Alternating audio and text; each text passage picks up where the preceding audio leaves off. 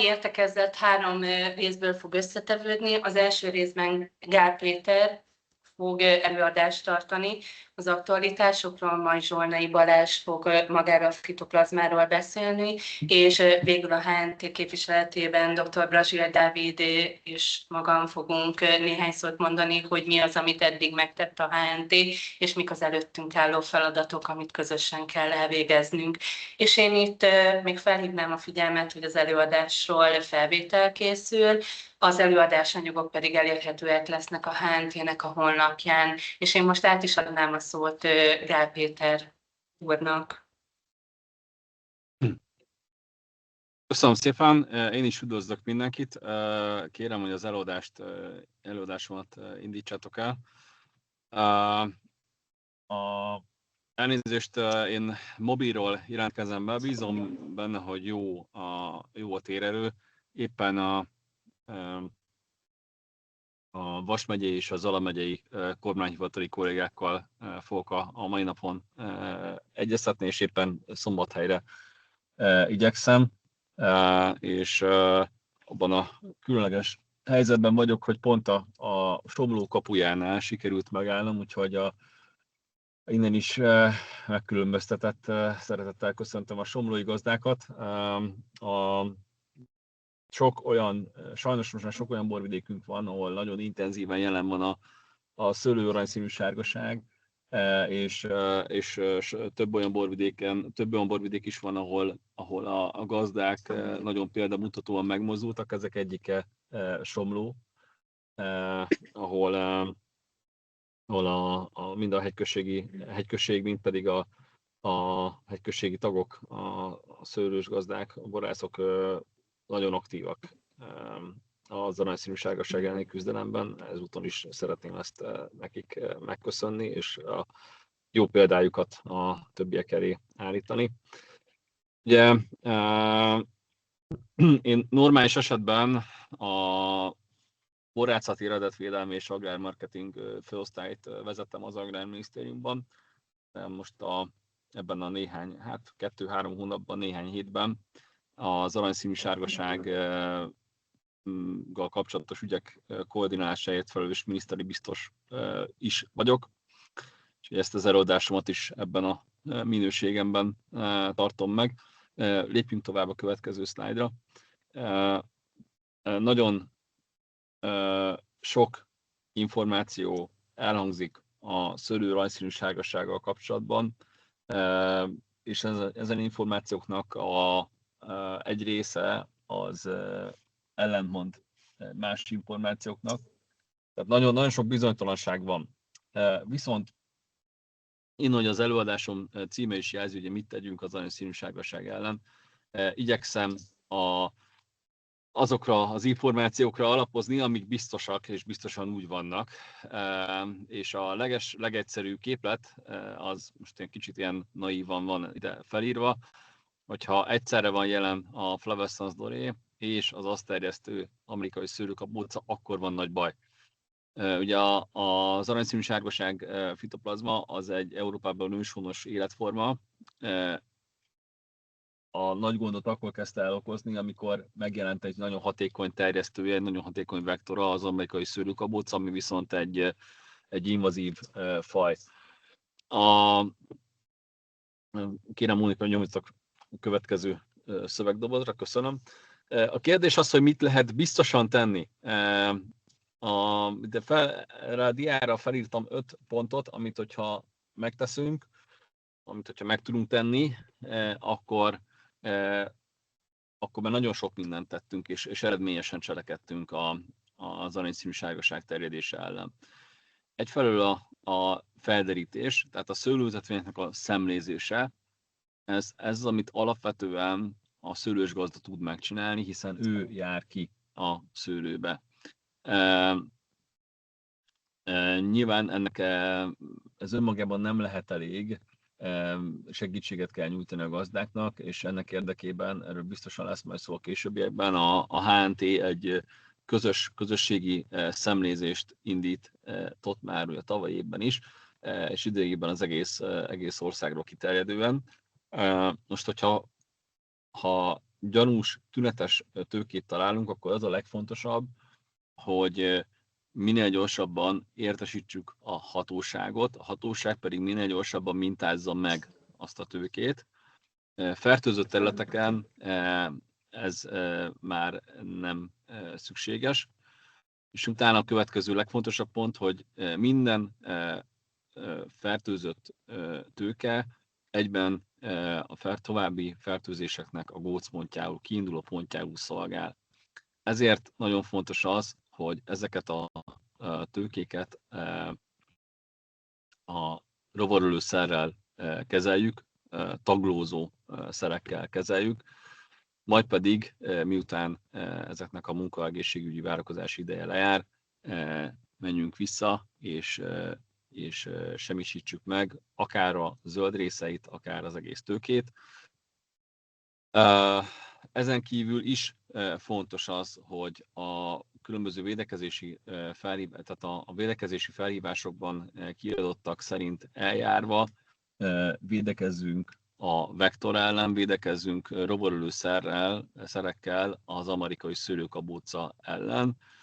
Végül pedig mind a FD miatt szükségessé vált újratelepítések esetében, mind pedig normál esetben történő telepítések esetében fontos az, hogy olyan szaporítóanyagot használjunk fel, amivel kapcsolatban mindent megtettek, mind a hatóságok, mind pedig a szaporítóanyag előállítói, hogy az ne hordozza a fertőzést. Az aranyszínű sárgaság elleni fellépés az nem egy egyéni műfaj, az egy közösségi műfaj. Ez azt jelenti, hogy szükséges minden szőlőtermelőnek, szükséges az, hogy minden szőlőtermelő konkrétan, tevőlegesen tegyen ellene, de nem elég az, hogy egyesével tegyük, hanem közösen, összehangoltan kell fellépni az aranyszínű sárgaság terjedése ellen. Ez az összehangoltság mind a felderítésben, mind pedig a rovarölőszeres védekezésben szükséges feltétele annak, hogy lassítsuk, vagy megállítsuk ennek a kórokozónak a terjedését. Menjünk tovább a következő diára. Köszönöm. Egy fontos információ, nyilván akik dunántúli borvidékeken gazdálkodnak, számukra sajnos ez már a valóság. Az FD által kevésbé érintett borvidékeken, ez talán nem teljesen egyértelmű mindenkinek, ezért szeretnék erre külön kitérni. Itt van 3 fogalom, amik gyakran el fognak hangozni szerintem a mai napon is. Az egyik az a fertőzött terület, a másik a pufferzóna, a harmadik pedig a körülhatárolt terület fogalma. Fertőzött területnek nevezzük azt a területet, amit a hatóság jelöl ki, méghozzá olyan módon, hogy amikor bejelentenek a hatósághoz egy fertőzési gyanús tőkét, vagy a hatóság hivatalból szemlézés során talál egyet, akkor ugye mintát vesznek róla, és PCR vizsgálattal megnézik, hogy egyébként ez a fertőzés, ez a tünet együttes, amit az a tőke mutat, az az aranyszínű sárgaság jelenléte mellett van-e így vagy sem. Amennyiben a laborvizsgálat visszaigazolja az aranyszínű sárgaság jelenlétét, akkor kimondják határozatban azt, hogy ez egy fertőzött tőke, majd pedig fognak egy körzőt, beállítják 1 kilométerre, most ezt képletesen kell érteni, mert ez tényinformatikai rendszerrel történik, és egy 1 kilométerre sugarú kört húznak a visszaigazoltan fertőzött tőke köré. Ez az 1 kilométer sugarú kör az úgynevezett fertőzött terület. Húznak egy másik kört, ez egy 4 kilométer sugarú kör, és ugye ez azt jelenti, hogy ebben benne van a fertőzött terület is, hogyha ezt levesszük belőle, akkor ez egy 3 kilométer szélességű sáv. Ez a fertőzött terület körüli pufferzóna. Ezt a kettőt összességében nevezzük körülhatárolt területnek. Az EU-s és hazai jogszabályok, növényegészségügyi jogszabályok értelmében a hatósági tevékenység erre a körülhatárolt területre fókuszálódik, tehát a hatóság ezzel foglalkozik. Elsősorban egyébként ennek a fertőzött terület részével, az Ez azt jelenti, hogy lejárják a fertőzött területen lévő ültetvényeket, és felkutatják az esetlegesen még tünetet mutató tőkéket. Ami tőke tünetet mutat a fertőzött területen, annak a megsemmisítését a hatóság elrendeli laborvizsgálat nélkül. A hatósági szemlézésnek a második fókuszterülete, ezt követően pedig a pufferzóna. Itt már fontos, hogy a tünetes tőkéknek a tényleges fertőzöttségéről PCR-teszttel bizonyosodik meg a hatóság. Elnézést, hívtak telefonon, remélem hallható vagyok.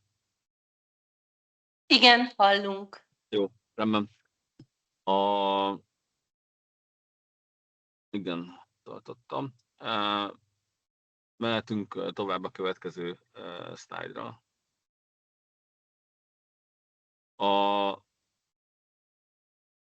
Az aranyszínű sárgaság hazai terjedése az 2024-25-ben billent át egy kritikus szintre, és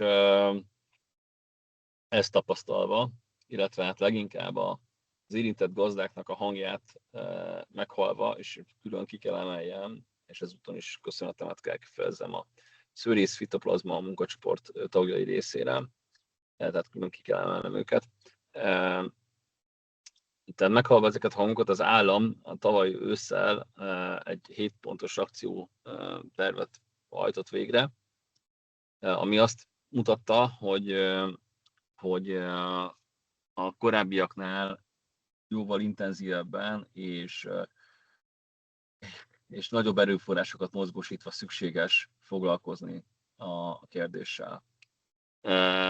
Az a tavaly őszi 7-es akcióterv, az valójában tartalmát tekintve az igazából felkészülés volt az idei évre. Az idei év során nagyon sok mindent kell megtenni, nagyon sokat kell együtt dolgoznunk, és ennek alapjául szolgál az a jogszabálymódosítás csomag, ami jelenleg még nem jelent meg, de bízom benne, hogy hamarosan megjelenik és hatályba lép. Ez a jogszabálymódosítási csomag több mindent tartalmaz. Első körben védekezési kötelezettséget rendel el a jogszabály az egész ország területén az amerikai szőlőkabuca ellen, tehát a betegséget terjesztő vektor ellen. Ezt a védekezési kötelezettséget minden gazdának olyan módon kell teljesíteni, ahogy a vármegyei kormányhivatal által kiadott védekezési felhívásban az megtalálható. Amennyiben az a védekezési felhívás nem teljesen egyértelmű, akkor egy hánt és kiegészítő dokumentum alapján érdemes eljárni. A hatóság továbbra is dolgozik az elérhető növényvédő szerek számának a növelésén. Ez még azért egy jelentős feladat. Az a jogszabálymódosítási csomag tartalmazza a kártalanítás szabályának a módosítását.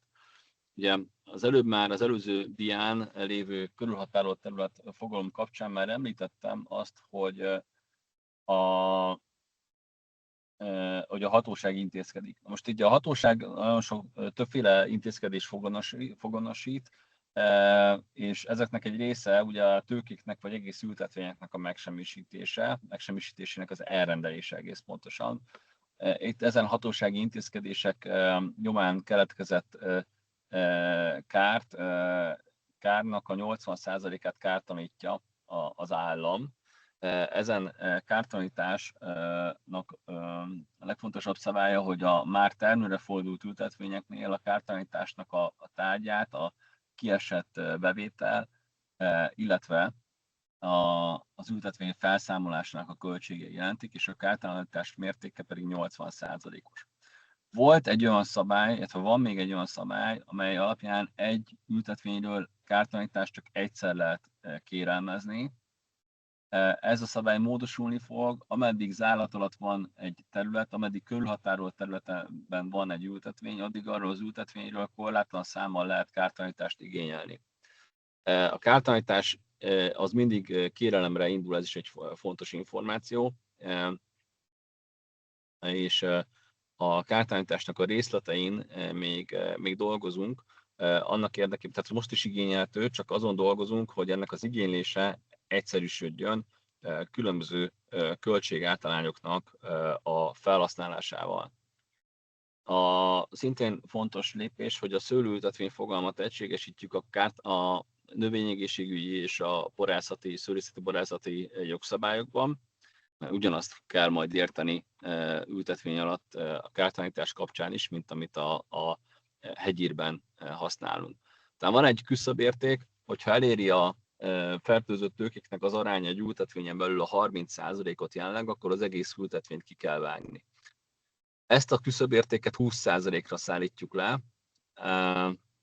azért, mert a nemzetközi példák azt mutatják, hogy ahol 20%-ban jelen van a Flavescens doré, ott valójában sokkal nagyobb arányban valószínűleg az egész ültetvényt érintve jelen van. A nem jogszabály, de ide tartozik, és ezt is a nemzetközi példák alapján eljárva tesszük, hiszen sokszor hivatkozok nemzetközi példákra, valójában a francia példát próbáljuk meg a lehetőségekhez és a hazai viszonyokhoz megfelelően alkalmazni. Miért tesszük ezt? Azért tesszük ezt, mert Franciaországban 30-40 éve van jelen ez a kórokozó. És azt látjuk, hogy amit ők cselekszenek, az valószínűleg eredményes, hiszen nem pusztultak ki a francia szőlőültetvények. Nem azért csökken a szőlőterület Franciaországban, mert az aranyszínű sárgaság ennyire pusztítaná, hanem egyébként a borpiaci helyzet miatt, hogy erre elnök úr is felhívta a figyelmet, hogy az is egy komoly problémát jelent.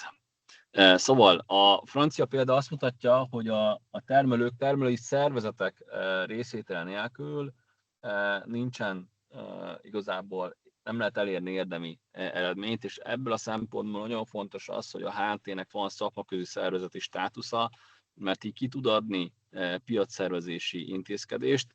Ez meg is történt, ugye a szemlézésről, szemlézési kötelezettségről és a védekezési kötelezettségről, illetve azért jó, hogy van Magyarországon hegyközségi rendszer, és azért tudunk erre most alapozni, mert vannak hegyközségi rendtartások, amik mindenkire, nem csak hegyközségi tagokra, mindenkire, minden tulajdonosra nézve kötelezőek, akiknek szőlőtermőhelyi kataszteren belül van földjük, ugye nyilván hegyközségi területen. Úgyhogy ezért is fontos, a védekezésnek egy nagyon fontos lábát jelenti egyrészt a HNT piacszervezési intézkedésre, másrészt pedig az ezzel nagyon nagy átfedésben lévő hegyközségi rendtartás módosítások, amiket ugye ajánlás formájában juthatott el a HNT a hegyközségekhez. Ezt minden hegyközség maga dönt arról, hogy ezeket az ajánlásokat megfogadja, és beépíti a saját rendtartásába, vagy esetleg módosít rajtuk.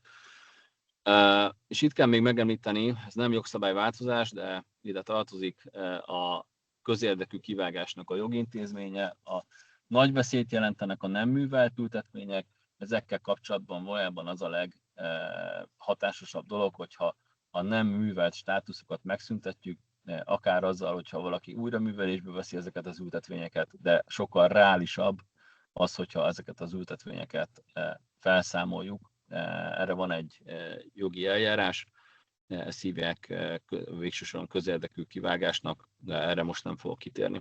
Menjünk tovább a következő diára. Ez a támogatáspolitikai változásokat tartalmazza. Itt egy dolog már megvalósult, ugye az AKG és öko támogatásoknál a Viszmajor igazolása az nem az automatikus az érintett FD által érintett településeken. Folyamatban van szintén az említett rendeletmódosítási csomag részeként a szerkezet átalakítási támogatásnak a módosítása. Itt az a változás várható, hogy az FD fertőzés utáni újratelepítésnél 75%-kal 75%-os támogatási intenzitás érhető el, és abszolút előnyt jelveznek ezek az újratelepítések.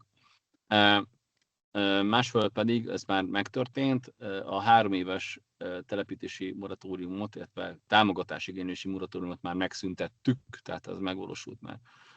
Permetezőszer támogatás, ugye a szőlőkabócállít permetezésnek a támogatásáról van szó. Itt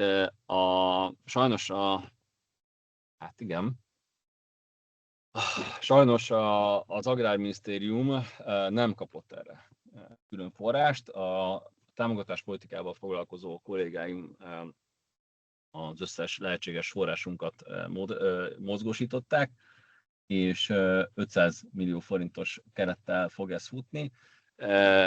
Itt ennek megfelelően a körülhatárolt területekre tudunk fókuszálni, ami azt jelenti, hogy itt megemelkedik a támogatás, tehát mind a fertőzött területeknél, mind a pufferzónánál, konvencionális ültetvényeknél 16 000 forint per hektár per védekezés, bioültetvényeknél pedig 20 000 forint per hektár per védekezés, és maximum 3 védekezést térítünk, tehát 48 vagy 60 000 forint per hektáros támogatás lehet ez maximálisan. A nem körülhatárolt területeken lévő ültetvényeknél ez továbbra is 12 000 forint per hektár per évet jelent. Sajnos ez egy nagyon alacsony összeg, ezt helyett is el kell ismernem.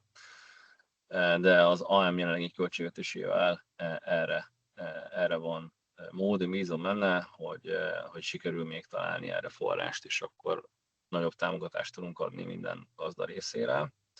Illetve szó van róla, hogy legyen központi védekezés, ezt több helyen, személyes véleményem szerint több helyen nagyon hatásos lenne, de a hatósági oldalon dolgozó kollégáim látják ennek a nehézségeit is, és igyekszenek hűteni az ezzel kapcsolatos várakozásokat. Nagyon fontos támogatási forma van még ezen a dián. Egy EU-s támogatást, ezt végülis a Magyarország kezdeményezésére került be a szőlőborágazati támogatások közé. Lehetőség nyílik majd az FDI elleni közösségi fellépésnek a támogatására, tehát itt kifejezetten azoknak a tevékenységeknek a támogatásáról van szó, amit a gazdák közösen egy szervezetbe tömörülve végeznek el. Ez támogatás szakmaközi szervezetek vehetik igénybe. Magyarországon egy ilyen van, a HNT. Ez egy 100%-os intenzitású támogatás, és monitoringra, diagnosztikára, kutatásokra lehet felhasználni, pont olyan dolgokra, amikre egyébként kevés pénzt tudtunk nyújtani az elmúlt időszakban. Tehát ez egy hiánypótló támogatás lehet. Végül pedig az utolsó diára lépve, igyekeztem összefoglalni azt, hogy kinek, melyik szereplőnek milyen feladatai vannak.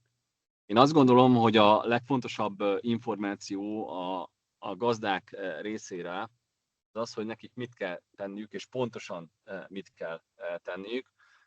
Ugye itt a szemlézéshez kapcsolódóan a fertőzött vagy gyanúmutató tőkéknek az eltávolítása, valamint a vektor elleni védekezés, ami a gazdáknak a teendője mindenképpen.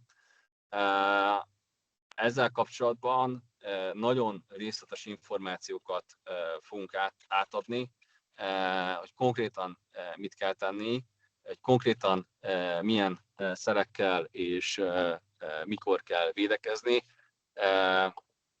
Például erre szolgálnak majd a védekezési felhívások, amiket a kormányhivatal ad ki, és hogyha szükséges, akkor a Hegyközségek Nemzeti Tanácsa még ugye a piacszervezési intézkedés alapján, azzal a jogalappal kiegészít, konkretizál. Ezekkel kapcsolatos koordinációs munkát tartom most a saját feladataim közül az egyik legfontosabbnak. Másik pedig a szemlézés kapcsán, itt is azt is a saját magam feladatának tekintem, hogy olyan tanácsokat tudjunk adni a gazdáknak, hogy konkrétan mire figyeljenek szemlézés során, illetve hogyha ha fertőzés gyanús tőkét találnak, akkor hogyan járjanak el annak érdekében, hogy a kártalanításra is jogosultak legyenek, de egyébként meg minél gyorsabban, minél hamarabb fel tudják számolni a potenciálisan további fertőzési kuncot jelentő tőkéket. És látható, hogy ebben az egészben nagyon nagy kulcs szerepe van a HNT-nek, mint a gazdákat összefogó, gazdák összefogására hivatott szervezetnek, és egyébként a teljes hegyközségi rendszernek. Én azt gondolom, hogy ez az alkalom, ez egy remek vizsgafeladat a hegyközségi rendszernek, hiszen pont az ilyen jellegű veszélyek esetén való közösségi fellépés az, ami indokolja azt, hogy Magyarországon, az egyik érv, ami indokolja azt, hogy Magyarországon egy községi rendszer legyen, és működjön. És hát végül, de nem utolsó sorban rengeteg állami feladat is van. Itt ugye több szakterületnek a munkáját kell összehangolni. Ez most ezekben a hetekben az én feladatom. Bízom benne, hogy sikerül kialakítani együttműködésnek egy olyan kultúráját, amiben minden szervezet megtalálja saját feladatát, és minden szervezet jól egészíti ki a többinek a munkáját. Ezen túlmenően is ugye, a legfontosabb az, hogy egységes előírások legyenek, egységes joggyakorlatok legyenek különböző borvidékeken, különböző vármegyékben. Az előírások azok érthetőek legyenek, jól kommunikáljunk a gazdákkal, a lehető legegyszerűbb feladatokat adjuk át a gazdáknak, és a lehető legegyszerűbben fogalmazzuk meg azokat az elvárásokat, amiket a gazdáknak teljesíteni kell. És a különböző kártalanítási, támogatás, politikai lehetőségeket pedig úgy hangoljuk össze, hogy az egyértelműen az FD terjedés elleni munkát segítse.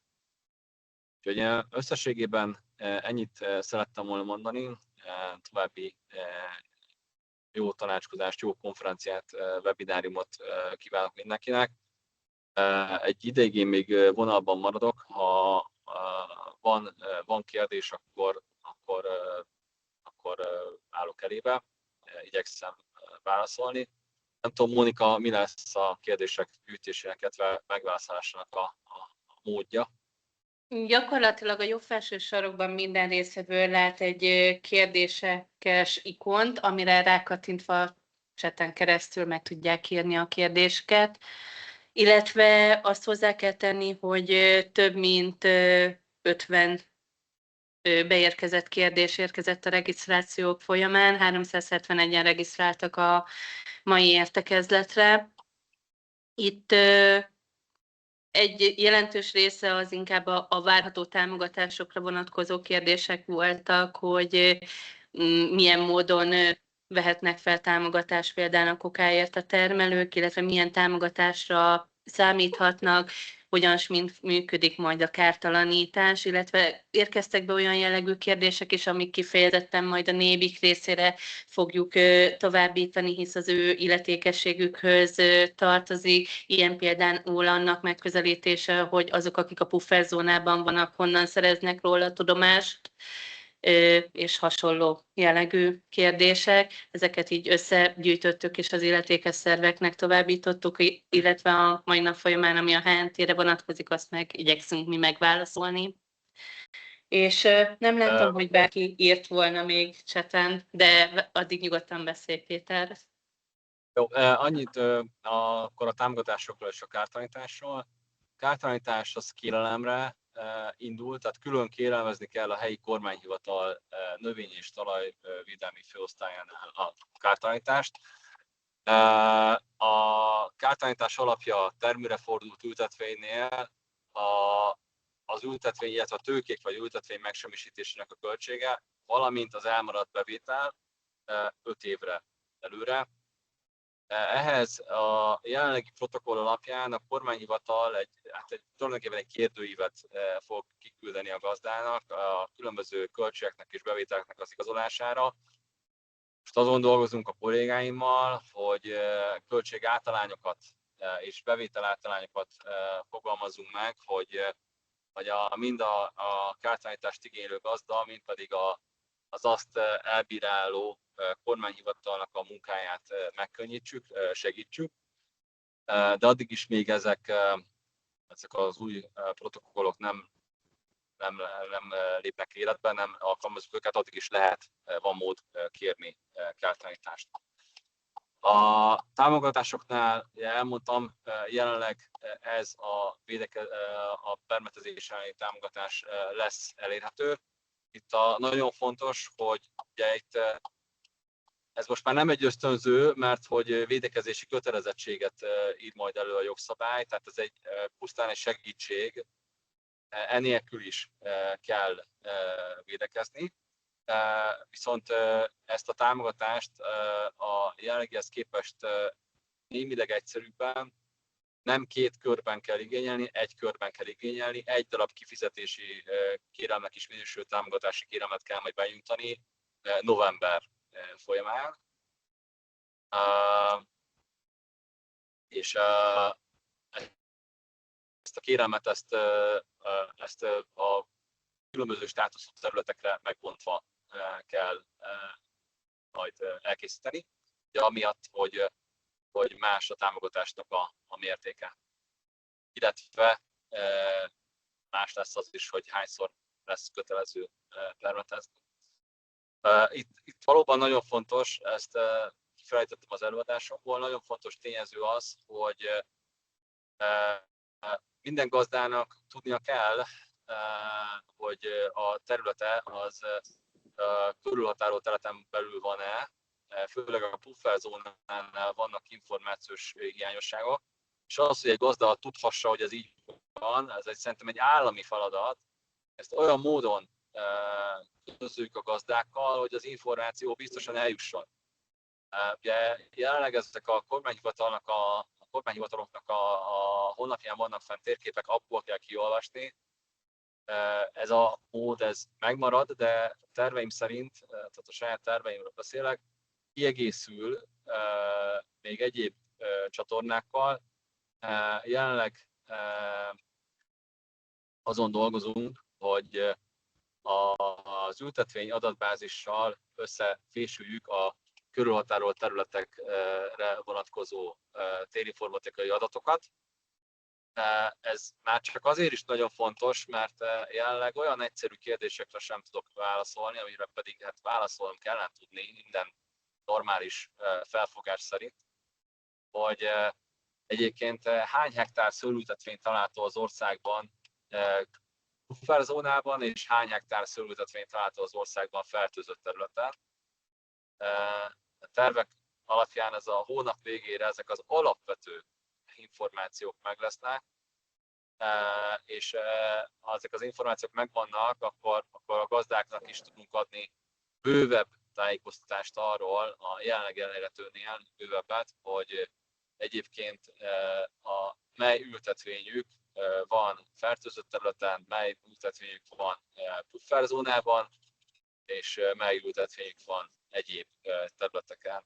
A védekezéseknél pedig még egyszer szeretném hangsúlyozni, a védekezési felhívásokat kell majd figyelni, de ott is a kormányhivatalok, a NÉBIK és a HNT együttműködésével ezek több csatornán és kellő részletességgel konkrét információkat tartalmazva fognak eljutni a gazdákhoz. Hiszem általánosságban minden információt elmondtam a támogatásokról. Nyilván rengeteg részletkérdés van, úgyhogy Mónika, szeretnék kérni téged arra, hogy az összes előzetesen és később beérkező kérdést azt nekem is küld el. Rendben. Jó, köszönöm szépen.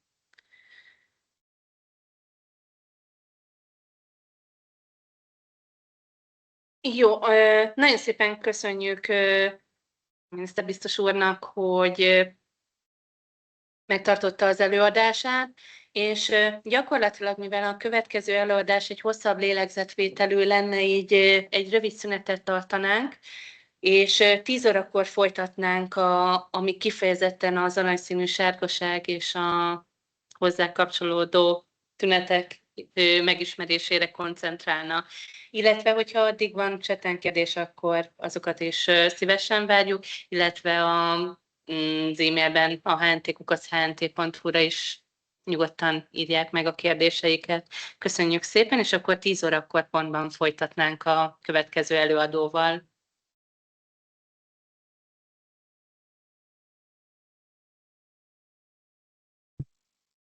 Én viszont szeretnék elköszönni mindenkitől, és a magam részéről is megköszönni a HNT-nek azt, hogy megszervezte ezt a webináriumot, megszervezi ezt a webinárium sorozatot, illetve minden részéről külön megköszönni azt, hogy időt szánt erre a nagyon fontos kérdésre, viszonthallásra, viszontlátásra.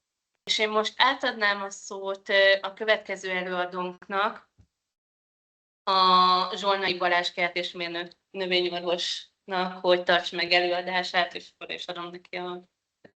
Bocsánat, én is köszönöm a figyelmet, és szeretnék elköszönni mindenkit a további jó munkát. Köszönjük!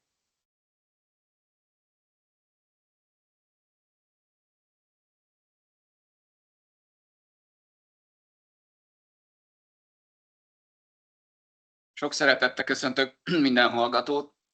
Zsolnai Balázs vagyok, kertészmérnök, növényorvos.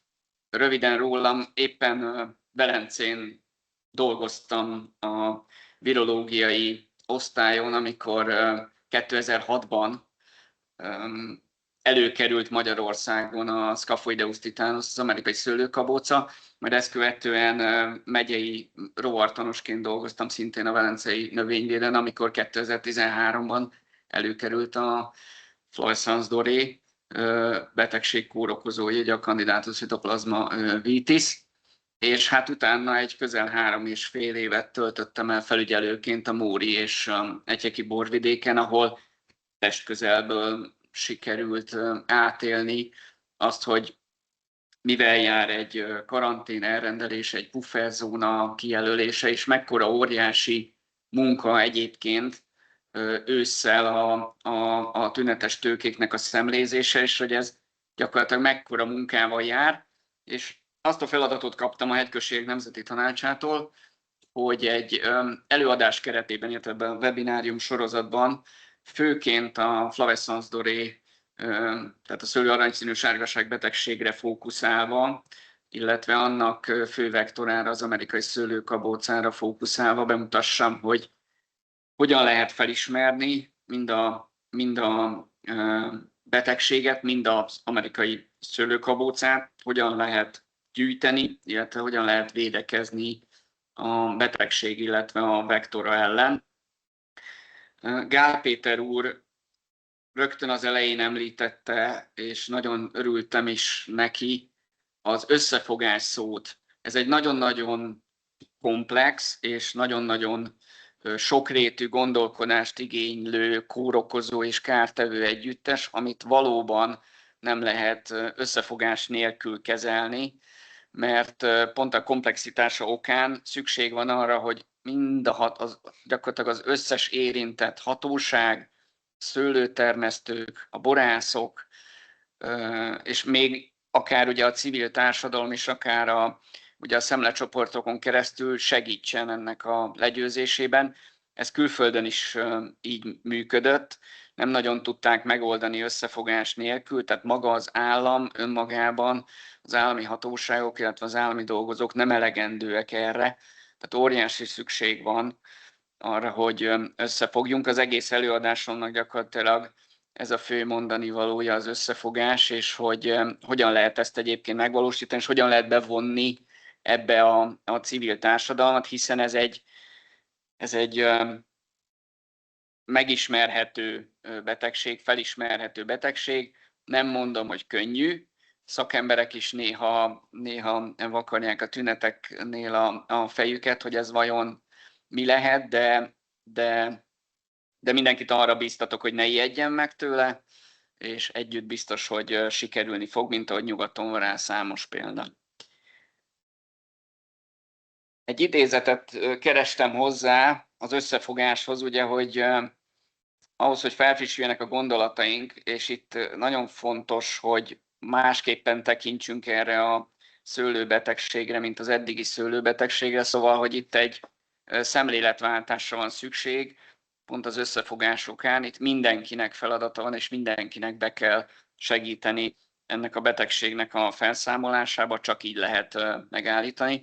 És hát ugye a szőlőművelés nem csak szakma, hivatás, művészet és egyben tudomány is. Nagyon ősi kultúráról beszélünk, nagyon régi múltja van a szőlőtermesztésnek, és gyakorlatilag ez a történelmi távlat, illetve az, hogy az interkontinentális kereskedelem hogy begyorsult, felgyorsult, egy igen gazdag és egy globálisan nagyon elterjedt kórokozó és kártevő közössége alakult ki a szőlőnek. Roppant sok kórokozója, kártevője van, és hát erre a interkontinentális kereskedelemre ugye bejött egy éghajlatváltozás is.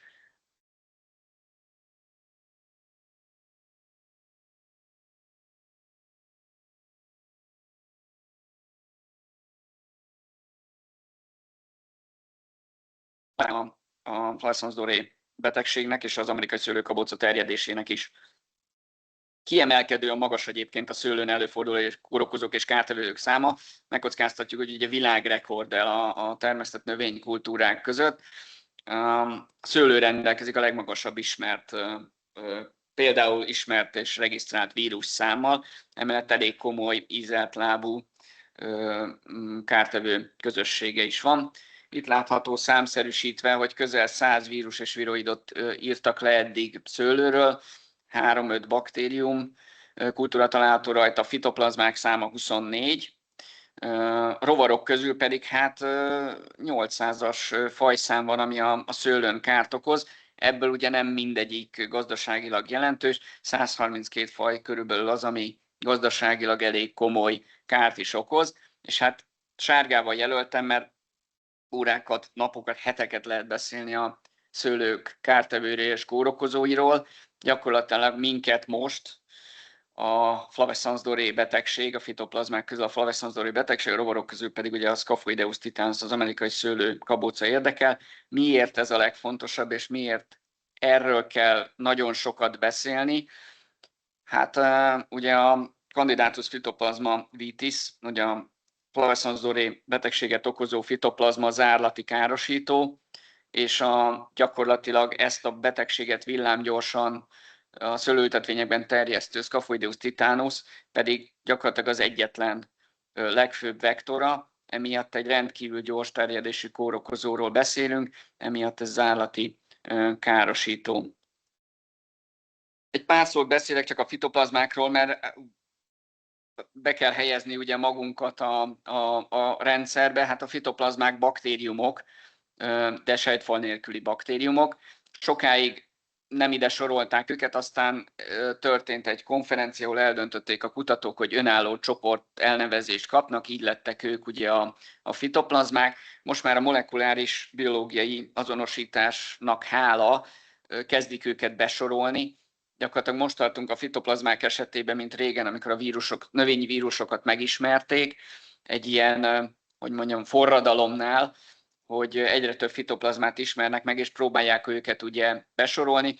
Candidatus elnevezése a aranyszínű sárgaságot okozó kórokozónak egyelőre azt jelzi, hogy még a rendszertana az még kidolgozás alatt van, illetve az elnevezése. Amit még itt megemlítenék, és ez egy picit ilyen szakmai, de fontos, hogy tisztába tegyük a neveket. A kortamban van a betegségnek egy elnevezése, és a kórokozó, ami okozza. Ugye itt a Flavesons-Doré, a szőlő aranyszínű sárgaság, az maga a betegség, a kórokozója pedig a Candidatus phytoplasma vitis. A fitoplazmáknak az élőhelye két helyen van. Egyrészt a növényi szállítószövetek közül a háncs részének a rostacsöveiben, illetve a rovarok testében. Ez azért nagyon fontos a háncs részt kiemelni. Kabócák, illetve a levélbolyák nagy része ebből a háncs részből táplálkozik, fitoplazmák is itt vannak. Vannak olyan kabócák egyébként, amik a fás részekből táplálkoznak, ugye szúró-szívószájszerű kártevők, de itt a fitoplazmák esetében maga a fitoplazma is a háncs részek rostacsöveiben él, és a kabóca is onnan táplálkozik. Tehát ez az, ami még sokkal veszélyesebbé teszi ezeket a betegségeket. Mint minden kórokozó valamilyen formában terjednek, nagy távolságokra ugye szaporítóanyagokkal terjednek még oltással, szemzéssel, arankanövénnyel. Egy időben az arankanövény eltűnt, most újra nagyon sok helyen látni, országutak mentén, itt-ott árokpartokon. Ez egy élősködő növény, föltekeredik a fertőzött növényre, majd föltekeredik az egészséges növényre, és maga a kórokozónak a terjedése az arankanövényen belül történik, ugye ilyen kis szívóberendezéseket tesz a növénybe, vagy azzal jut tápanyaghoz, és ezen keresztül történik a fertőzés, illetve rovarokkal ezeket a növényvédelmi rovartan vektornak hívja. Nagyon sokszor fogunk ezzel találkozni, hogy a vektora, ez azt jelenti, hogy a vírusok, baktériumok és a fitoplazmák terjedését a növényvédelmi rovarász társadalom elnevezte vektornak, és ugye ez ültetvényen belül kabóca, levélbolha. Jelen esetben mi általánosan fitoplazmákról beszélünk, a levélbolhák például az európai csonthéjasok sárgulása, kajszik esetében az ugye levélbolhákkal történik. Nagyon fontos, kiemeltem, hogy nem terjed metszéssel, művelőeszközökkel, pollennel és maggal. Tehát ez egy nagyon fontos dolog. Ez ugye a terjedés, hát nagyon fontos dolog, és a védekezésnek egy alappillére a szaporítóanyaggal való terjedés, a bevizsgált, tünetmentes, certifikált szaporítóanyagnak a telepítése, ez egy alapvető, és majd a védekezésnél beszélünk róla, hogy milyen megelőző védekezéseink vannak, hát az egyik a bevizsgált és fitoplazma és vírusmentes szaporítóanyag telepítése. Kabócákról egy pár szót csak, mert hát ugye az amerikai szőlőkabóca egy kabóca, egész földön elterjedt rovarokról beszélünk, nagyjából 48 000-es fajszáma van a világon. Magyarországon stabilan 600 kabócafaj előfordulása bizonyított, nagyon nehezen határozható rovarcsoportról beszélünk, hogy a fajszintű határozások főként tivarszerű vizsgálata lehetséges. Nagyon sok olyan kabóca van, ami valóban külső szemmel nem állapítható meg, hogy milyen faj. Jelen esetben, hát ha beszélhetünk könnyebbségről, az amerikai szőlőkabóca esetében az, hogy elég könnyen felismerhető mind a lárva stádiuma, mind maga a kabóca, elég jellegzetes kinézete. Ez megkönnyíti a civil társadalom, illetve ha vannak kevésbé tudományos szőlőtermesztők, akkor ez megkönnyíti a dolgukat, hogy viszonylag könnyen felismerhető. Szúró-szívó szájszervvel rendelkeznek, pont emiatt van vektor szerepük. Ugye a szívó szájszerveket beleillesztik a növénybe, felveszik a növényi nedveket, vele együtt a kórokozókat, kizárólag növényi nedvekkel táplálkoznak. Általában évi 1-2 nemzedékük fejlődik, jelen esetben a mi amerikai szőlőkabócánk esetében 1 nemzedéke van. A lárvastádiumok nagyon fontosak, majd a kabóca esetében a határozásnál, tehát mindig ugye tojás, lárva és kifejlett imágó általában ez a kabócák életmódja, és a legtöbb egyébként tojás alakban telel, ez is nagyon fontos, mert az áttelelés a védekezésben is fontos szerepet játszik, és hát ugye, amint említettem, betegséget terjesztenek. Nem véletlenül tettem be ezt a kabócát, ez nem az amerikai szőlőkabóca, viszont egy gyönyörű színekkel rendelkező és nagyon könnyen felismerhető kabócafaj, ez a Graphocephala coccinea, ez nem más, mint a Pierce betegség vektora. Maga a Flavescens doré, az, hogy itt van Magyarországon, valamilyen szempontból, ha mondhatom azt, egy nagyon jó gyakorló terep arra, hogy felkészüljünk arra az esetre, hogyha a Xylella betegség megérkezik Magyarországra. Megkockáztatom, hogy hasonló, talán még durvább pusztítást is fog okozni, úgyhogy rajtunk a világ szeme, hogy a Flavescens doréval megbirkózzunk és begyakoroljuk azt a védekezést, ha esetleg valami folytán megérkezne a Xylella, akkor már profi hatósági és szakember és civil társadalommal álljon szembe, és gyorsan tudjunk ellene harcolni. Ugye a pilzbetegség, ez a xylella, amikor a szőlőt megfertőzi, ezt elnevezték külön pilzbetegségnek, és ez a kabóca a vektora. Nagyon fontos kérdés a fitoplazmák átvitele ugye kabócákkal, hiszen itt egy nagyon érdekes dolog történik, ugyanis a fitoplazmákat, miután a kabóca egy fertőzött növényre száll, és felveszi a táplálkozásával a fitoplazmákat, a növényi nedekkel, ez bekerül az állatnak a testébe.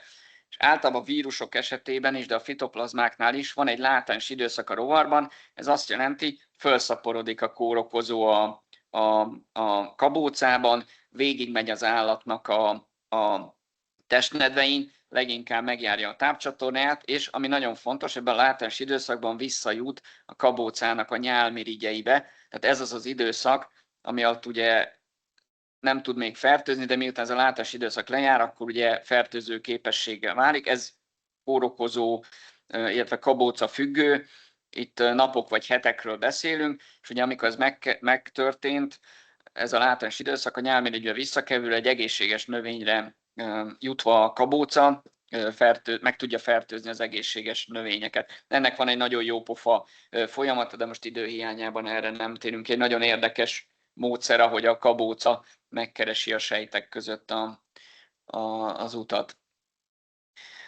És most áttérnék ugye a szőlőn előforduló fontosabb fitoplazmákra is. Hát a kezdeti diákon lehetett látni, hogy mennyi fitoplazma van a szőlőn, illetve ugye mennyi fitoplazma fordul elő. Hát ezek közül ezek ugye a fontosabb fitoplazmák, ezek közül is egyébként a Candidatus fitoplasma vitis, vagyis ugye a aranyszínű sárgaságot okozó fitoplazma, illetve a másik a fekete veszélyűséget okozó Candidatus fitoplasma solani. Vannak egyéb szőlőt fertőző fitoplazmák is, de ez a két legfontosabb, ugye ezek közül az aranyszínű sárgaság kórokozója az állati károsító, a fekete veszélyűséget okozó fitoplazma pedig bejelentés kötelezett károsító. Látható, hogy a Flavescens doré fitoplazma Európában fordul elő, itt őshonos, de erről mindjárt lesz szó később. Úgyhogy, és mivel a legfontosabb feladatunk most ugye a fitoplazmáról és a kabócáról beszélni, ezzel megyünk tovább, ezzel a kórokozóval foglalkozunk. Ki fogok térni a fekete veszélyűségre, tünetek tekintetében nem nagyon van különbség, csak laborvizsgálattal állapítható meg, hogy vajon, illetve hogy szőlő aranyszínű sárgaság betegséget okozó Candidatus fitoplasma solani, vagy fitoplazma vitis van a szőlőben, tünetek viszont hasonlóak. Pár szóval majd beszélek a terjedéséről is. Ez azért nem lett egyébként egy zárlati károsító, mert sokkal lassabb a terjedése, foltszerűen jelenik meg a szőlőültetvényekben. Hát a fitoplazma, Candidatus fitoplasma vitis kórokozó ugye okozza a Flavescens doré betegséget, számos elnevezés, ezekkel lehet találkozni a nemzetközi világban. Az orosz szöveg egy kicsit összement. Nem baj, de hogy gyakorlatilag ilyesmi elnevezésekkel találkozhatunk. A leggyakoribb az a Flavescens doré, vagyis az FD. Ugye a fehér szőlőfajtákon kialakuló jellegzetes tünet színéről kapta, hogy aranyszínű sárgaság ezt a betegséget. És hát azon a képen egy nagyon szomorú helyzet, ugye a zalai szőlőültetvényekben fotóztam ugye a tavalyi évben, amikor is ugye ez a betegség, ez újra a középpontba került. Egy picit a történetéről, ugye az aranyszínű sárgaság nem most kezdődött, 2013-ban találták meg, és akkor nagyon sok előadás zajlott ezzel kapcsolatban, és egy sajnálatos módon eltelt egy időszak, amikor egy picit feledésbe merült, és hát a tavalyi évben újra előtérbe került, és hát ez a fénykép ott készült, de ugye lehet látni, hogy ezzel a fertőzött tőkével a megsemmisítésen kívül már más nem lehet csinálni, ezért lesz nagyon fontos az összefogás és a megelőzés, mint talán a legfontosabb védekezési módszer. A betegség zárlati károsító, ezt már említettem, szerepel az EU-s rendeletben, illetve van egy hazai jogszabályi státusza is, ugye szerepel éppen 2001-es FEM rendeletben, és odaírtam, hogy egy nagyon-nagyon gyors terjedési kórokozó, és ezért szeretném kérni, hogy vegye mindenki nagyon komolyan, és ezt 2013-ban is egy NÉBIK roadshow keretében elmondtuk, hogy tényleg gyors, ez nem hatósági ijesztgetés, nem a szakma részéről egy túlzott mondás, hanem ez valóban tényleg egy rendkívül gyors terjedési kórokozó, nem véletlenül lett zárlati károsító a státusza. Említettük, mint minden fitoplazmát, fertőzött szaporítóanyaggal is terjedhet, és hát a legfontosabb vektor az amerikai szőlőkaboca, illetve vannak egyéb vektorfajok is, de ezekről már egy picit később. Ide tettem be, általában ezzel zártam régebben az előadást, hogy egy olyan élménnyel menjenek haza a szőlőtermesztők, hogy valóban oda kell erre figyelni, de most ide tettem be ezt a diát a rendkívül gyors terjedés miatt. Ez egy Szlovéniában elvégzett kísérlet volt. Kijelöltek egy frissen telepített ültetvényt, egyébként egy fertőzött zónában 2010-ben, és ugye akkor bejelölték a tipikusan FD tüneteket mutató tőkéket, majd megnézték ugyanezt az ültetvényt 2011-ben, és hát jól látható, hogy egyrészt elég komoly elhalt tőkeszámmal is rendelkezett az ültetvény, de hogy milyen gyorsan váltak fertőzötté a szőlőtőkék. Ez tényleg így van, ez tényleg nem vicc, és ez tényleg nem csak egy ijesztgetés, ez a betegség valóban ilyen gyorsan terjed. Itt látható még egyébként képeken Szerbiában, hogy ezeket illetve Szlobodán Krony is készítette, Körbermájának köszönhetjük a képeket, hogy ilyen gyorsan képes egy szőlőültetvényt tönkretenni a betegség. Vannak törzsei, ez nagyon speciális vírusok esetében, fitoplazmák esetében is törzseknek nevezzük. Ugye van a C és a D, ezen kívül a D törzs, ami ugye a rendkívül gyors felszaborodása okán a járványt okozó törzs.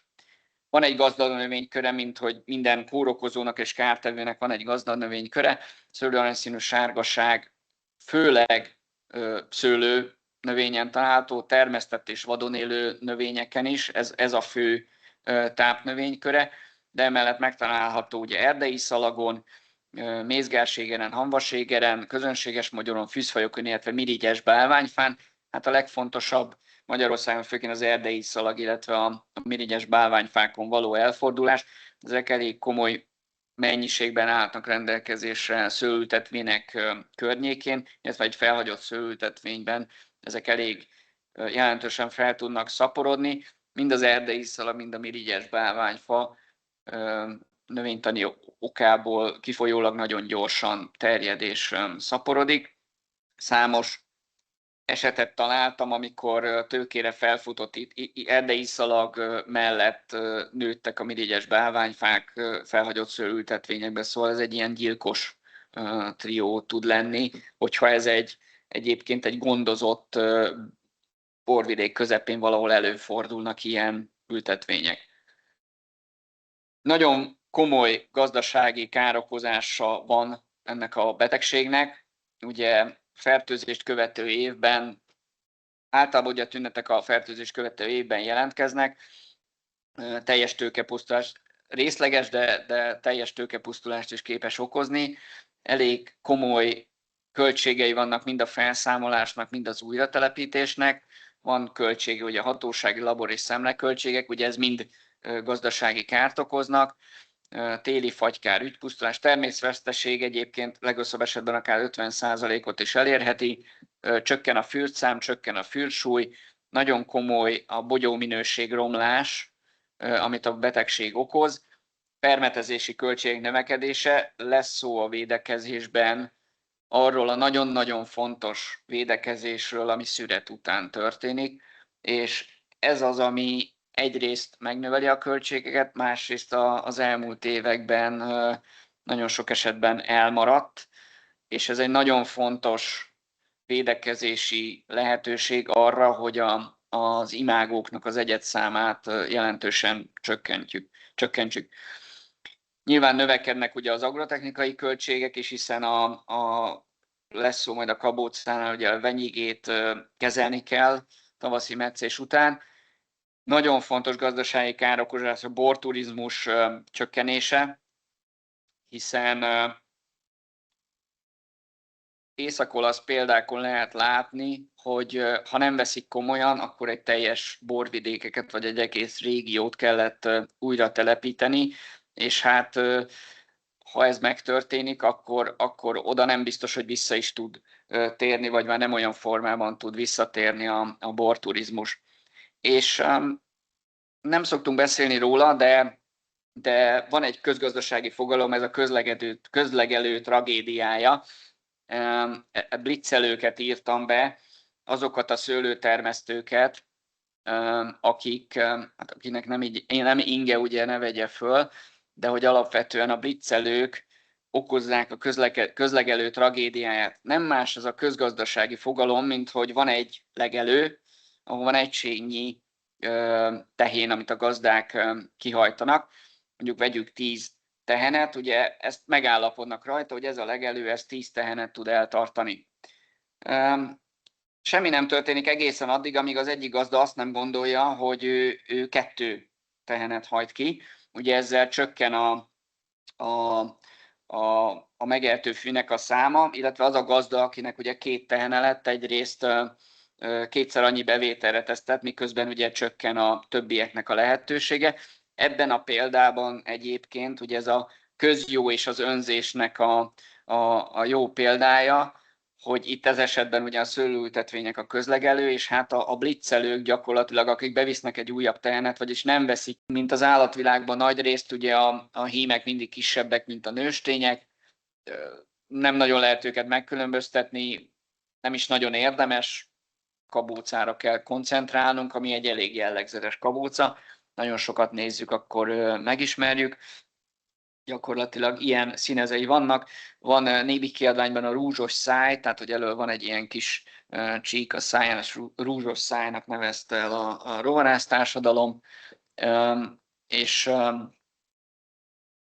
hát én azt gondolom, hogy könnyen aki már sok kabócát látott, azok közül ez egy viszonylag könnyen felismerhető faj.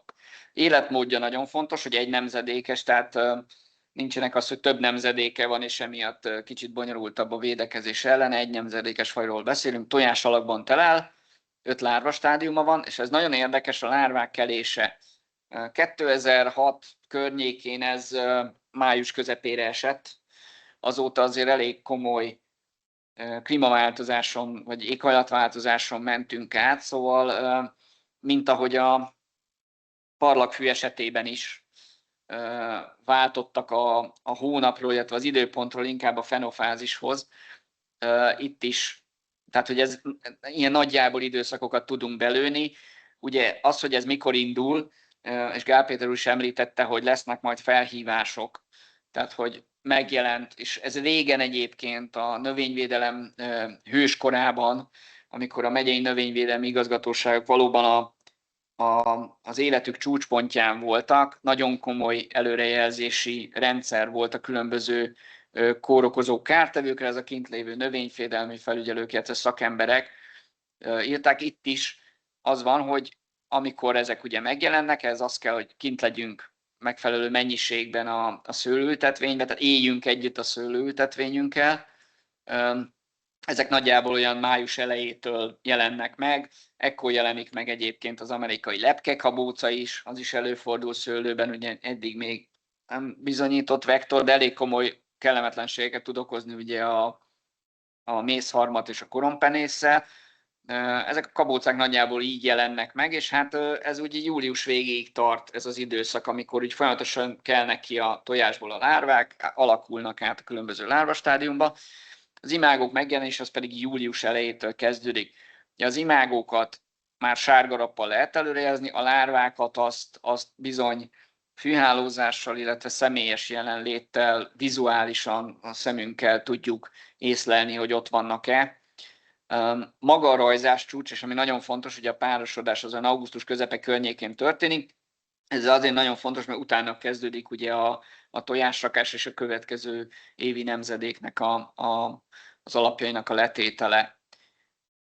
És sárgával jelöltem, és egy nagyon fontos dolog, hogy az imágók július elejétől megjelennek, de hogy késő őszig jelen vannak az ültetvényben. Még október, novemberben is észlelhetők, nem nagy mennyiségben, de ez nyilván időjárás függően észlelhetők imágók, hogyha ugye hosszú, meleg az ősz, hogy elhúzód ez a meleg száraz időszak, már pedig azért a szeptember az még általában meleg szokott lenni, akkor de késő őszig jelen vannak az ültetvényben, és képesek fertőzni.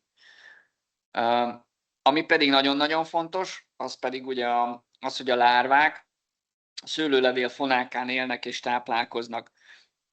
Ez ugye majd a segédletben is benne lesz, hogy amikor kimegyünk egy szőlőültetvényben, akkor mindig a szőlőlevél fonákát kell főleg nézni. Oda kell mennünk, meg kell fognunk a kezükkel, meg kell fordítani, és meg kell nézni, hogy vannak-e ott lárvák.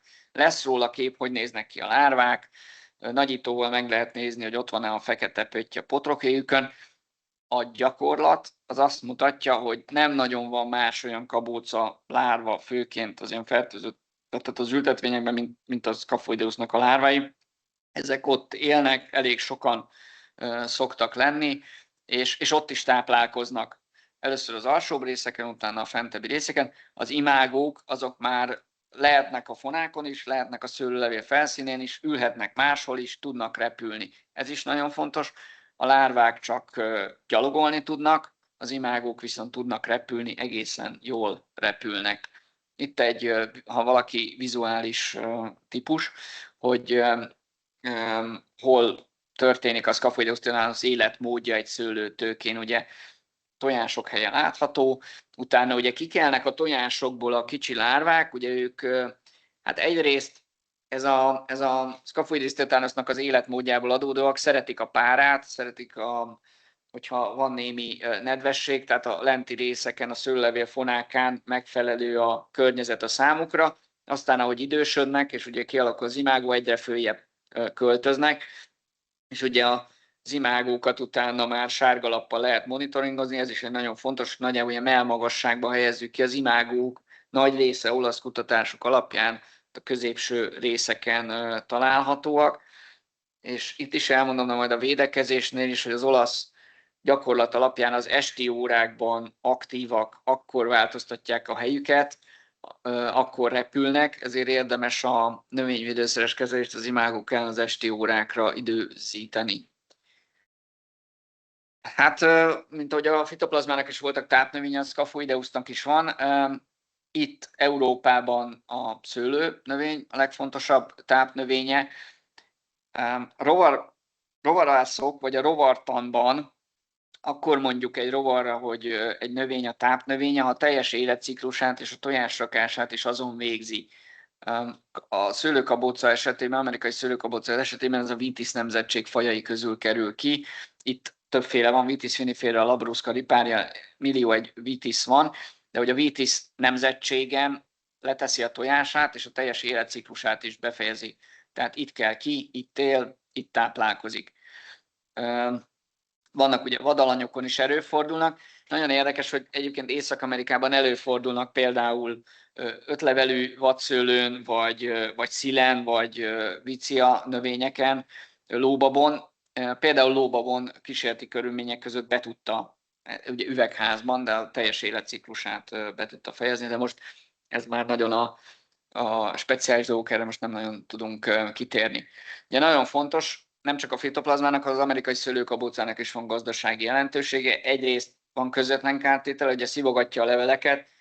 Ez egy elenyésző kártétel, de fontos lehet ugye a asszimilációs felületnek a csökkentése, de a közvetett kártétele is pirossal emeltem ki, és soha ne felejtsük el, hogy ugye a Flavescens-Dori betegség zárlati károsítónak ugye a fő vektora. A fiatal lárvák fel tudják venni a kórokozót, és nagyon-nagyon fontos, hogy a kabócák életük végéig, egészen késő őszig megőrzik a fertőző képességüket. A kutatások nagy része szerint a kórokozó a tojásokban nem kerül át, de már találkoztam olyan kutatással is, ahol már ezt kezdik megcáfolni. De jelen áll szerint egyelőre tojásokban nem kerül át a kórokozó, illetve nagyon fontos, hogy a kórokozó fennmaradását ugye nem csak a kabóca, hanem maga a fertőzött szőlőültetvény, és ugye a rezervoár növények is, amiről beszéltünk, például a bálványfa, fűzfajok, mogyoró, vagy az erdei szalag adja.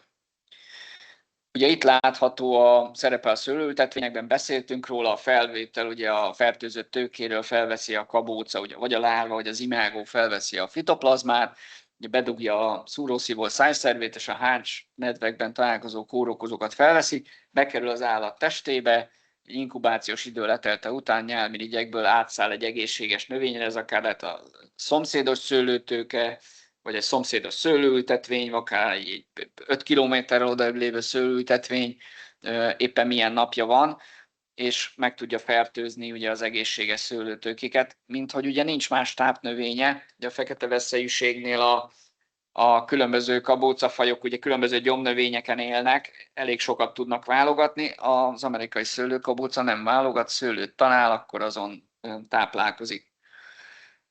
Na és itt jön be az, és volt is kérdés, ha jól emlékszem rá, hogy egyéb kabócafajok vektor szerepe, mert hogy mindig az amerikai szőlőkabócáról beszélünk, mindig a Flavescens-Doré betegségről beszélünk, de hogy azért előfordulnak egyrészt a fitoplazmának a rezervoár növényei is, és előfordulnak más kabócafajok is a világon. Ugye ez az ábra azt próbálja bemutatni, hogy hogyan kerülhet a rezervoár növényekről a szőlőre a kórokozó. Ugye említettük, hogy éger, erdei szalag, fűz, mogyoró, ezek ugye tápnövényei fitoplazmának, ezek megfertőzőnek. Nem nagyon foglalkozunk vele. Én azt hiszem, hogy senki nem foglalkozott egy fertőzött erdei szalaggal. Régen elég jól túlélik, kihajt újra, elég nagy terjedési sebesség, meg képesség van, senki nem foglalkozott vele.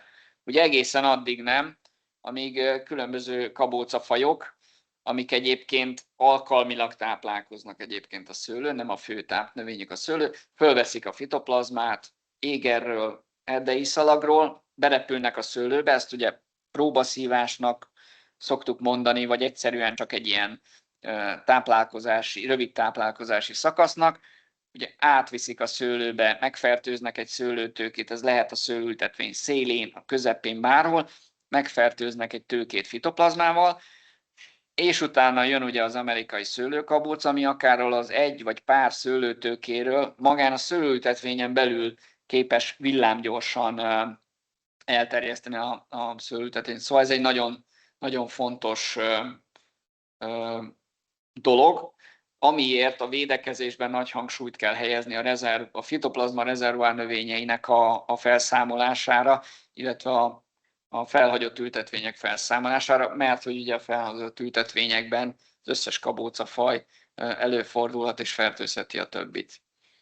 Na, kicsit közelebbről ezek a vektorfajok, ebben nem megyünk most bele, mert ez egy külön előadás is lehetne, és hát számos kutatás folyik egyébként a világon, és újra fedeznek fel olyan kabócafajokat, amiben ott van a fitoplazma. Egy nagyon fontos dolog, hogy azzal, hogy egy kabócafajban benne van a fitoplazma, nem biztos, hogy terjeszteni is tudja.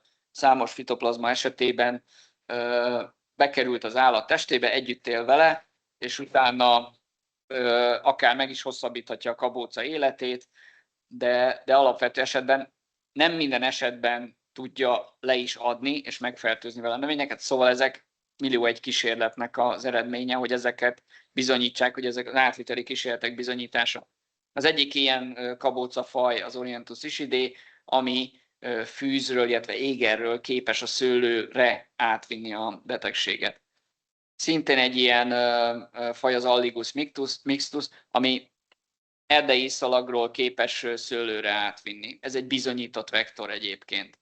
Potenciális, tehát alternatív vektorként számon tartják, előfordul Magyarországon is a Dictyofora europea, ami erdei szalagról szőlőre tudja átvinni, illetve az Oncopsis alni, ami hát Az elején volt egy fitoplazma táblázat a szőlőn előforduló fitoplazmákról, szóval ő a Palatinát, a Grapevine Yellow-t képes átvinni égerről a szőlőre, de ez egy zsákutca, mert ez egy olyan típusa a fitoplazmának, amit a Scaphoideus tutanus már nem tud továbbterjeszteni. Tehát, hogy kialakulnak a tünetek a szőlőben, létrejön a betegség, létrejön a fertőzés, átvitte ugye az Onchopsis thani, de hogy utána azt onnan már nem tudja a Scaphoideus tutanus, hiába veszi föl, vagy nem képes a testében szaporodni, vagy valamiféle kárt szenved a fitoplazma, lényeg, hogy nem tudja terjeszteni.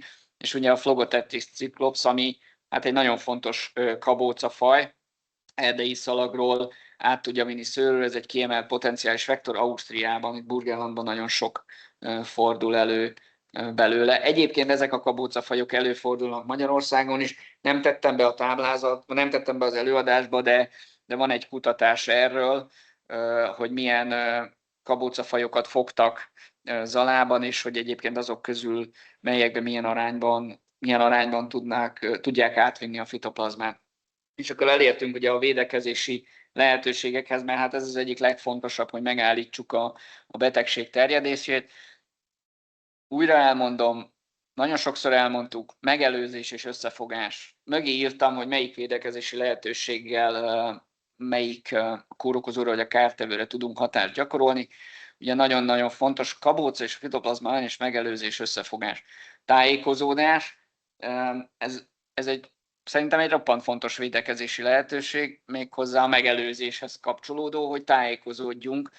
Szerencsére 2013 óta nagyon sok és nagyon jó előadások születtek különböző hegyközségekben, lelkes növényorvosok, szakmabeliek részéről. Nagyon sok előadás kering az interneten, a Nébih részéről, hegyközségek részéről, számos növényorvos csinált nagyon jó kis összefoglaló előadásokat, nagyon jó képek készültek, például Gáspár Gergely növényorvos nagyon jó képeket készített a különböző fajtákon lévő tünetekről, szóval ezek mind megtaláltuk a neten.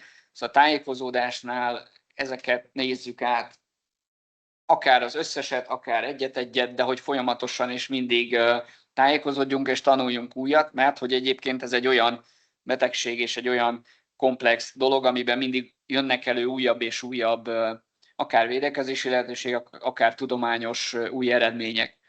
Fontos az egész éves monitoring, ezt gondoltam kifejtem, ez alatt azt értem, hogy a szület utántól kezdődően a téli időszakban is vannak tünetek metszés előtt, utána megjelennek ugye a levéltünetek, megjelennek a virág, tehát gyakorlatilag nincs olyan fenofázisa a szőlőnek, ami benne lehet találni valamiféle tünetet, szóval, hogy egész évben legyünk ott a szőlőültetvényben, és éljünk együtt a szőlőültetvényünkkel. Nagyon-nagyon fontos védekezési lehetőség a felhadott ültetvények felszámolása. Hát itt kihagytam, itt a kabócára is vonatkozik, de egyébként ez főként ugye a fitoplazma, hát ugye, hogy megszüntetjük a fertőzött ültetvényeket, akkor azzal együtt egyébként maga a kabócának mondjuk az egészséges szőlőben még marad tápláléka, de ez egy nagyon fontos védekezési lehetőség. Meg kell szüntetnünk a rezervoár növényeket, ez is a fitoplazma esetében fontos. Fontos a betegtőkék eltávolítása és megsemmisítése. Ezek még mindig gyakorlatilag a megelőzéshez, vagy az agrotechnikai védekezésekhez sorolhatók. Ugye itt még egyáltalán nem használtunk semmilyen kémiai hatóanyagot. Ezek ugye mind az agrotechnikai növényvédelemhez tartoznak, fizikai dolgok, nyilván ezek is költséggel járnak, de hogy egyelőre ez még a ökológiai, meg a biotermesztők esetében is kivitelezhető. A melegvizes kezelés, ez a fitoplazmára vonatkozik, lesz róla szó. Nagyon fontosak ugye egyéb agrotechnikai védekezések és a rovarölőszeres kezelések. Megelőzés. Mit jelent a megelőzés? Egyrészt vírus és fitoplazmamentes szaporítóanyag használata, ezt már említettem az elején. Nagyon-nagyon fontos az, hogy a szőlőültetvényünket megfelelő növényegészségügyi kondícióban tartsuk, megfelelő legyen a tápanyagellátottsága, megfelelőek legyenek az egyéb növényvédelmi kérdések, tehát hogy más kórokozók és kártevők miatt ne gyengüljön le a szőlőültetvényünk.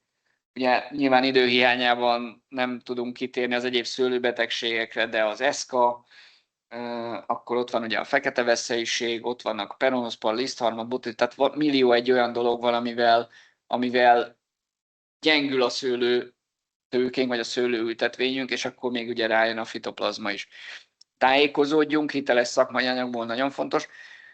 Egy roppant fontos megelőző védekezési módszer a folyamatos kommunikáció a civil társadalom és az állami szereplők között, és nagyon fontos a folyamatos kommunikáció az állami szereplők között is. Ezt a betegséget semmilyen más úton, módon nem tudjuk legyőzni, csak a rendszer szintű, folyamatos, jól működő kommunikációval, a közös érdek szem előtt tartásával, és azzal, ha mindenki ugyanolyan lelkesedéssel és gondossággal foglalkozik ezzel a dologgal. Kezelni kell a közlegelők problémáját, azt már említettem, és hát beírta a megelőző védekezések a saját egészségünk jó kondícióban tartását, ugyanis ha már valaki volt egy ilyen őszi fitoplazma szemlén, és több kilométert le kell gyalogolni, ahhoz bizony nagyon fontos, hogy jó kondiban legyünk. Összefogás, civil kurázs és a közérdek fontossága roppant fontos. Tavaly is elég komoly mennyiségű szemlecsoport indult, illetve civil csoportok összeálltak, és bizony nekiálltak a rezervoár növények, itt ugye az iszalagnak a felszámolása látható. Itt tényleg mindenkire szükség van ennek a betegségnek a legyőzéséhez. Honnan tudunk tájékozódni? Kigyűjtöttem egy pár hasznos oldalt, segélyanyagokat, millió egy oldal van.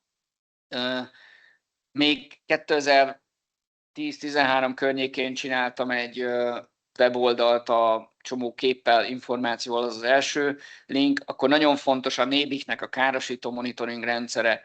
Ezekre a linkekre egyébként, ha megkapják ezt az előadást PDF-ben, erre PDF-ben is rá lehet kattintani, és azok az oldalak jönnek be.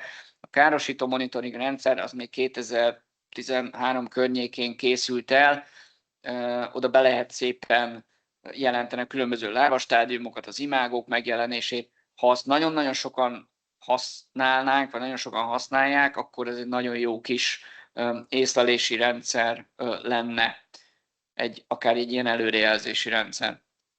Fönt van a NÉBIK-nek a honlapján, az is oda-visz az FD betegségben érintett települések listája, tehát konkrétan ott le lehet hívni település szintre az információkat. Készült egy készenléti terv, Gál Péter úr is említette, ez akkor elkészült, az információk nagy része, én azt gondolom, még most is rendben van benne, elég részletes kis kiadvány lett. Az EPPO, ez egy nagyon fontos európai hivatalos szerv, mind a Flavescens doréről, mind a Scaphoideusról fenn vannak az információk róla, és akkor még van ott két link. Az alsó az egy tavaly készült, nagyon sok olasz és francia kutató, de főként olasz kutatóknak gyakorlatilag összefoglalták, amit most lehet tudni a Scaphoideusnak a biológiájáról, ökológiájáról és szerepéről, mint vektor, ezek angol nyelvű cikkek. Egész éves monitoringról beszéltem.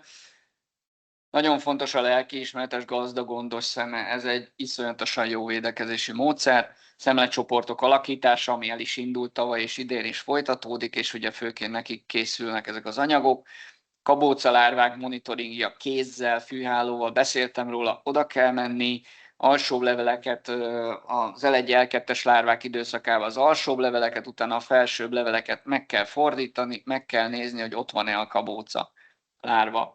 Valamint a kabóca imágók csapdázása sárga színcsapdákkal, ez is egy nagyon fontos monitoring. De a kabócákat különféle eszközökkel tudjuk gyűjteni, van egy fűháló, lehet kapni a rovarászbolt.hu-n, szerintem egyetlen bolt Magyarországon lehet kapni fűhálót, illetve rovarszippantót, illetve ugye a Csalomonéktól, illetve más egyéb cégektől is lehet ugye sárga lapokat, ragadós sárga színcsapdákat rendelni. A fűhálónak van egy használati módszer, a rovarászok így szokták használni. Ugye ezt a fűhálót bedugjuk a szőlő lombozatába, és különböző szinteken egyszerűen semmi más nem csinálunk, bedugjuk és megrázzuk, és akkor a kabócák belerepülnek a fűhálóba. Ez arra jó, hogy miután megtettük ezt a rázást, gyorsan összefogjuk a gyűrű alatt a fűhálót, és akkor rovarászok ott azonnal a fejükre húzzák, belenéznek, megnézik, hogy milyen kabócák vannak benne, megismerhető az imágó is, megismerhető a lárva, és ha valaki nem szeretné a rovarokkal teli fűhálót a fejére húzni, akkor ennek a tartalmát berázzuk egy zacskóba, betesszük a hűtőbe, akkor itt lelassulnak a kabócák, kiszórjuk őket egy fehér lapra, és akkor ugye megnézzük. Ez arra jó, hogy megbizonyosodjunk arról, hogy ott van-e már az ültetvényben a lárva, illetve az imágó. Roppant fontos védekezési módszer a felhőtt ültetvények felszámolása. Talán 2013 környékén készült Bács-Kicskun megyében a kép. Jól lehet látni, van ott parlagfűtől elkezdve minden, hogy ezek mennyire fontosak. Egyrészt említettem, hogy kabóca nagyon jó repül, semmi problémája nem lesz átrepülni azt a 2 métert, de tényleg akár több kilométer is átrepül egy másik ültetvénybe. És ugye, hát ha még ebben még most ott bálványfa, meg iszalag is lenne, akkor az egy gyilkos trió lenne, arra a gazdára nézve, aki egyébként szépen rendben tartja az ültetvényét, és egyébként vértverejtékkel megtesz mindent azért, hogy fitoplazmamentesen tartsa a szőlőültetvényét. Itt látható ugye a szemlecsoportok, illetve a civil csoportok által létrehozott kis munkacsoportok, amik hát nekiálltak, és a rezervoár növényeket nekiálltak ugye megsemmisíteni, és felsoroltam újra a fitoplazma rezervoár növényeit. Nagyon fontos ugye a betegtőkék eltávolítása és megsemmisítése. Ugye ezt most már, hogy hallottam, ez átkerült ugye a hegyközségekhez, de ezt ugye régen a növényes tanulmányi osztályok munkatársai látták el. Gyakorlatilag, ha tünetet észlelünk, ott van a telefonszám, Nébiknél föl lehet hívni, lehet szólni nagyon sok hatóságnak, hegyközségnek, Nébiknek, kormányhivataloknak, és hát ezt a képet, ezt példát tettem, ugye, hogy a betegtőkéket ugye utána a hatóság előírja, hogy ki kell szedni, és meg kell semmisíteni elégetéssel, szóval ez is egy nagyon fontos védekezési módszer. Ugye azért van az egész, és azért csinálják az egészet, hogy ne jussunk el idáig, tehát nem ez a végcél, hanem hogy az ültetvényeink fennmaradjanak és egészségesek maradjanak. Kabóca, fitoplazma ellen szőlőoltványokban működtet a melegvizes kezelés. Franciaországban dolgozták ki mind a berendezést, mind az egész eljárást, mert hogy nagyon fontos az 50 fokon történő 45 perces melegvizes háztatás, és utána nyilván erről megoszlanak a vélemények, hogy jó, nem jó, egy hasznos dolog, de nagyon-nagyon oda kell figyelni a technológiára, a nagyon fajtafüggő, nagyon oltványfüggő, utána oda kell figyelni arra, hogy utána milyen módon kezeljük, tároljuk, ültetjük ki a kezelt szaporítóanyagot. Franciáknak már van erre egy nagyon jó protokollja elérhető, de ezzel együtt is nagyon sok kísérletre lenne még szükség Magyarországon, hogy ezt a gyakorlatban valóban bevezetjük, akkor ez jól működjön. Agrotechnikai törzstisztítás, egy nagyon fontos agrotechnikai védekezés. Ugye a fiatal lárvák a páratartalom miatt a lombozat alsó részén vannak, beszéltünk róla, ezeket eltávolítjuk, akkor ezek jelentősen hozzájárulnak, hogy a fiatal egyedek ugye elpusztuljanak. Nagyon érzékenyek, nagyon gyengék, és ezzel jelentősen csökkentető a számuk.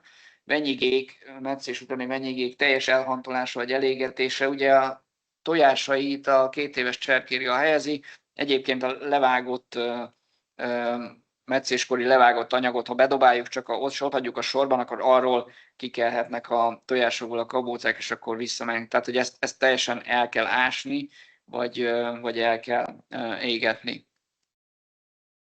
Nagyon fontos védekezés, rovarölőszeres kezelések időzítése, ez ugye a lárvák és az imágó ellen, ha a franciák is főként erre helyezik a hangsúlyt, és direkt nem tettem be az áttelelő tojások elleni védekezést, és erről beszéltünk is, hogy nyugati gyakorlat, illetve kutatások is bizonyítják, hogy nem az a fő, tehát azzal nem nagyon lehet érdemben védekezni a kártevő ellen.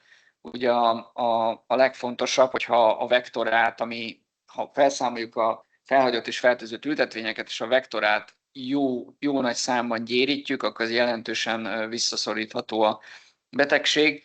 Ugye beszéltünk, hogy 5 lárva stádiuma van, és utána átalakoz imégo, itt látható a táblázatban, hogy meg kell különböztetni, most már ugye nincs FD-mentes nagyon, de annak idején, mikor készült, akkor volt FD-mentes vagy gyenge fertőzés esetén elegendő egy ilyen L3-as lárva környéki célzott kezelés, akkor, vagy abban az időszakban, amikor ott van a legtöbb lárva stádium úgy egyben, akkor egy védekezés, és utána ugye az őszi imágók elleni védekezés, és aztán, hogy egyre durvul az FD-vel való fertőzés mértéke, vagy a Scaphoideus titanus egyedszáma az ültetvényen, úgy lehet beilleszteni egyre több védekezést, akár 3-4 védekezést is, az L2-es lárvák ellen, utána a többi lárvák ellen, utána még a sárgalapok fognak imágót, és még akár ugye egy őszi permetezés is beilleszthető, ott vannak az extrém esetek, de ugye a nyugati példák és a franciák ajánlása is az,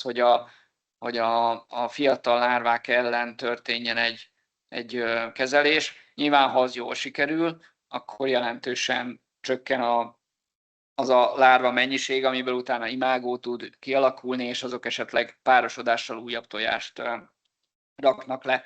Itt kifejezetten nem beszélek most készítményekről, hatóanyagokról, mert hogy van a Nébiknek egy növényvédőszer adatbázisa, arra a linkre kattintva ugye oda vissza a link. Itt megtalálhatóak az engedélyezett, illetve eseti engedélyt kapott növényvédőszerek.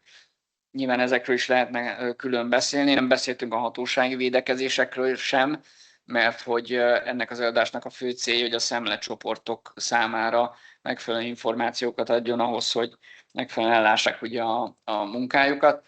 És hát ezzel az idézettel szeretném zárni az előadásomat, hogyha